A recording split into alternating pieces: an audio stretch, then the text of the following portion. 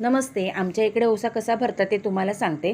तर आमच्या वाडीतली लोकं सगळे आमच्या घरीच येतात. सुपामध्ये 5 प्रकारच्या झाडांची पानं आणि त्याच्यामध्ये फळं आणि पोहे वगैरे घालून ते ओसा तयार करून आणतं सुपातून आणि सोबत वाडीसुद्धा आणतात. मग काकांनी त्या देवीची पूजा केली. त्यांच्या ओटींची त्यांनी जे ओवसे आणले होते त्याची पूजा केली आणि नंतर सगळ्यांनी एकत्र अशी आम्ही आरती केली आणि त्याच्यानंतर मग आम्ही घरातले सर्वात प्रथम आम्ही देवीची ओटी भरतो, म्हणजेच तो ओवसा देवीला देतो आणि त्यानंतर वाडीतली लोकं मानाप्रमाणे देवीला ओवसा देतात आणि जे नवीन मंडळी असतात ती पण त्यांना ओवसा देतात. नंतर मग तुळशीकडे ओवसा ठेवला जातो आणि नंतर देवघरात ओवसा ठेवला जातो आणि नंतर मग आम्ही सगळे एकत्र येऊन एकमेकीच्या हातात सूप देऊन, म्हणजे एकीच्या हातात दुसरी सूप ठेवते आणि अशा प्रकारे मानाप्रमाणे नमस्कार करून ओवसा दिला जातो.